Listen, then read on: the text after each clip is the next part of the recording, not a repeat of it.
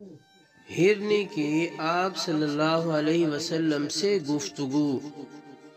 حضرت ام سلمہ رضی اللہ تعالی عنہا بیان کرتی ہیں، ایک دفعہ حضور نبی اکرم صلی اللہ علیہ وسلم ایک صحرا میں سے گزر رہے تھے۔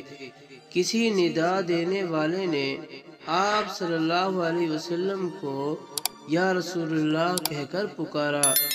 آپ صلی اللہ علیہ وسلم آواز کی طرف متوجہ ہوئے، لیکن آپ صلی اللہ علیہ وسلم کو سامنے کوئی نظر نہ آیا۔ آپ صلی اللہ علیہ وسلم نے دوبارہ غور سے دیکھا تو وہاں ایک ہرنی بندھی ہوئی تھی۔ اس نے عرض کیا، یا رسول اللہ، میرے نزدیک تشریف لائیے۔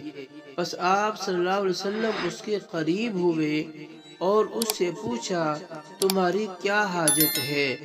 اس نے عرض کیا، اس پہاڑ میں میرے دو چھوٹے چھوٹے نومولود بچے ہیں، بس آپ مجھے آزاد کر دیجئے، میں جا کر انہیں دودھ پلا سکوں، پھر میں واپس لوٹ آؤں گی۔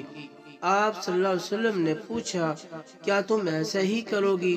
اس نے عرض کیا، اگر میں ایسا نہ کروں تو اللہ تعالیٰ مجھے سخت عذاب دے۔ پس آپ صلی اللہ علیہ وسلم نے اسے آزاد کر دیا۔ وہ گئی، اس نے اپنے بچوں کو دودھ پلایا اور پھر واپس لوٹ آئی۔ آپ صلی اللہ علیہ وسلم نے اسے دوبارہ باندھ دیا۔ پھر اچانک وہ اعرابی آیا جس نے ہرنی کو باندھ رکھا تھا، متوجہ ہوا۔ اس نے عرض کیا، یا رسول اللہ، میں آپ کی کوئی خدمت کر سکتا ہوں؟ آپ صلی اللہ علیہ وسلم نے فرمایا، ہاں، اس ہرنی کو آزاد کر دو۔